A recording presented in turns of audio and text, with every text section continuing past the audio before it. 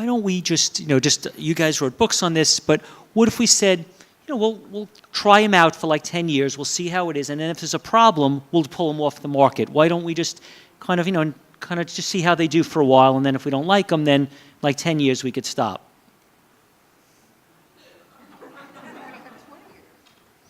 But assume that we try the Arctic apple. You want to give them another 10?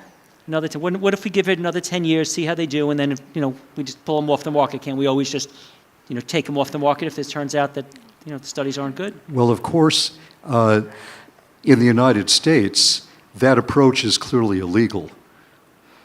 Our laws were set up, our food safety laws since 1958 have been set up to prevent that very kind of a reckless gamble with the food supply. According to law, by the way, this is something that not enough people realize, the United States food safety laws in regard to genetically engineered foods are the strictest in the world. The only reason that GMOs are permeating our market is not because our law is weak, it's because it has been deliberately violated by the Food and Drug Administration, the agency that is charged with the responsibility of enforcing that law. And the FDA has been doing that, again, to support the interests of the biotech industry at the expense of consumer health, and even if it has meant that the FDA has been willing to sacrifice following the law in order to do it, and certainly further sacrifice its integrity by having to lie to get it all going. So it's amazing, but our laws were set up to make sure that no food containing untested additives, as these GMOs contain, should make it on the market until that additive that it contains, or the food itself containing it, is demonstrated safe through standard scientific procedures. And that law has been badly violated. So if the law had been upheld, if the FDA had not lied, if the FDA had not broken the law, there wouldn't be GMOs on the market, because that would have stopped them back in 1992 if the FDA had told the truth at that point. Because the companies were not willing, could not afford, first, the negative publicity of having been told, as happened, that the FDA's own scientists reviewed this issue and said genetic engineering is different than traditional breeding. It entails different risks. Every one of its foods, from a scientific standpoint, has to be demonstrated safe before it's marketed. That also was what the law required anyway. So the FDA knew that the law and the science came together on this, that there had to be safety testing. They could not be presumed safe. What did the FDA do? Covered up all of the warnings from its scientists and made a presumption that these foods were safe and didn't need to be tested. So that's one of the biggest frauds ever committed by our government, perhaps ever committed by a government in a supposedly free society, democratic society, since the dawn of the modern era.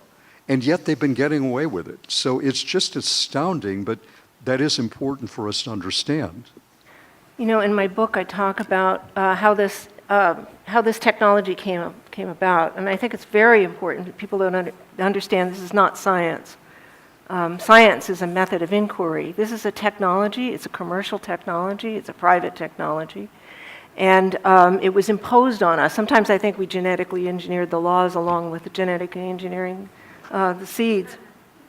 And in genetically engineering ourselves. I mean, these are living organisms. You talk about 10 years. I mean, it's scary to think about. I know we're going to have it for another 10 years, but not by my permission, right?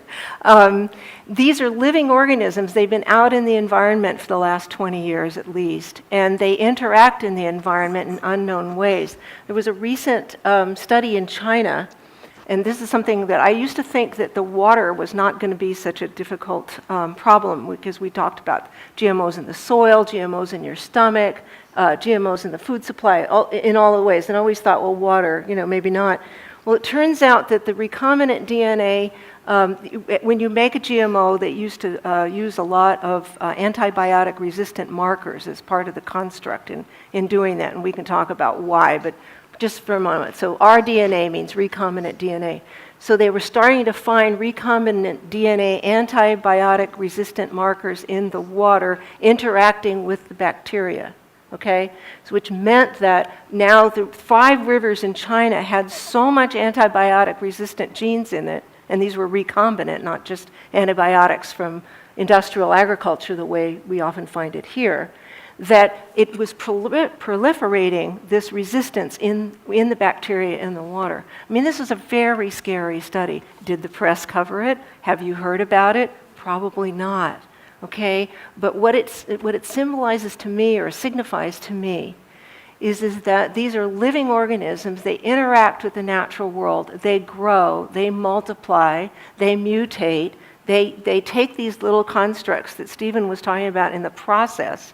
And I think a lot of times the process of genetic engineering is really the culprit here. They want, we talk about the products themselves and how they're used, but it really deserves attention to talk about how they're made and what's inside them, like these antibiotic-resistant markers, and how they get out into the world and interact into the world. So you could stop right now, no more GMOs, and you're still going to have GMOs in the environment. You're still going to have them out interacting in the world. And that's a real problem. That's a health problem as well as an environmental problem. So.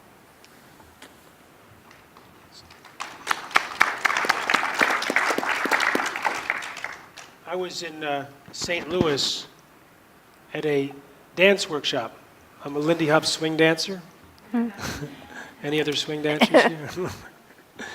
And during the break, went to a Thai restaurant with some friends, and some other dancers walked into the restaurant. We said, come and join us. And so a guy sat right across from me, and I said, what do you do? He says, I'm a molecular biologist. I said, oh, really? What do you do? He said, I do safety studies on GMOs for Monsanto. So I chewed slowly and considered my options. I figured, well, he's a fellow swing dancer and this is lunch. So I limited our discussion to allergenic constructs, lightweight. Then I said to him at one point, I said, when you take a gene and you insert it into the DNA of another organism, you destroy part of that DNA.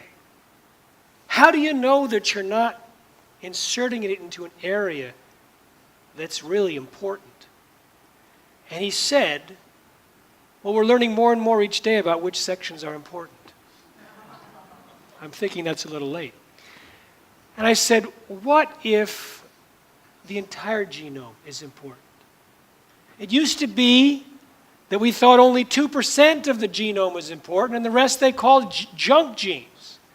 Now they realize there's important regulatory elements. What if the entire sequence is using laws of nature like quantum mechanics or quantum field principles that we don't even know how to recognize, let alone test for the damage that you do on insertion? And he was sitting right across from me, and he looked at me, and he looked down and continued to eat. Said nothing. His friend that he had come with said, that was deep. 2 minutes of silence passed. And he lifted his head up and said, but we need genetic engineering. I said, what? We need genetic engineering. I said, why? He said, because in the year 2040 there's going to be, and he started quoting the population figures and figuring out he was going to save the world. He had no idea that GMOs don't increase yield, no idea that organics and agroecology can double yields, no idea of that. And he was willing to create destruction in the most compactified level of nature's intelligence in a self-propagating manner, blasting genes into it with a gene gun, releasing it into the environment without having any idea of its impact. So no, I wouldn't want him to do it for 10 years or 10 minutes or 10 seconds because we are babes in the woods. A professor told me it used to take one class to teach what a gene was. Now it takes a whole semester because everything is revealing itself to be far more complex than they ever knew. So we have no right to permanently make changes in the gene pool with the level of understanding that we have today.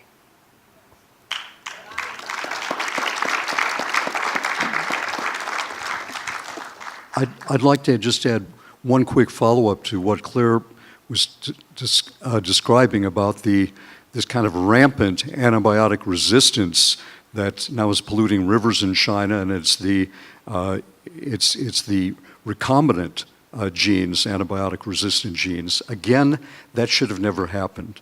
And the FDA's own scientists, when they reviewed way back in, I think, 92, 93, the issue of the antibiotic-resistant markers, and they came down squarely, the experts came down squarely against it. They warned against it in no uncertain terms in memos, saying this would be a serious health hazard, don't do it. There were other markers available. They just weren't as economic, as cheap, and as quick as the antibiotic-resistant marker. And they were saying, industry shouldn't be doing this. There are other alternatives. And the FDA, guess what? They lied in public. They said that their experts had determined that that marker was safe, didn't have any public health hazard, and they gave it formal food additive approval. So again, if the FDA had not lied, if the FDA had followed science and upheld its own integrity, listened to its own experts, these massive problems wouldn't exist. So it's that bad. Science has been subverted time and time again. And if science had been followed, and when it does become followed, when the truth is told, this whole massive venture is going to collapse. It's just going to collapse.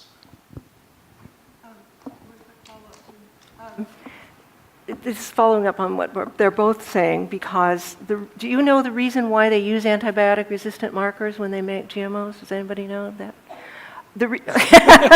Right, you were just telling us.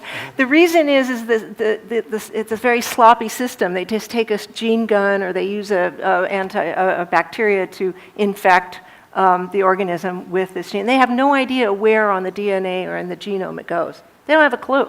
Okay, the only precision in GMO is picking the genes and constructing the construct that it's called a cassette that they put in the plant. Okay, that's somewhat precise, but once they let loose on the target plant, they have no idea. So they do thousands and thousands and thousands of these things because they don't think it's going to work. They don't know if it's going to work. And then, so the antibiotic-resistant marker is made so that they can put a bacteria, an antibiotic, on the plant, like streptocin or tetracycline or something like that. And if it resists it, then they go, oh, that gene worked. And then they grow that out, and they say, if it looks like corn and talks like corn and walks like corn, it must be corn. Because they have to make this product look and act and appear to be just like the product that you would ordinarily buy. But the antibiotic-resistant marker is just used because they really don't know what they're doing when they're making these products. So that's also a clue, in addition to the huge public health system. The huge public health problems that are coming up with antibiotic resistance. It's another telltale of this industry that's willing to impose something that's so sloppily done and not science. It's not based on science. It's actually a very crude technology.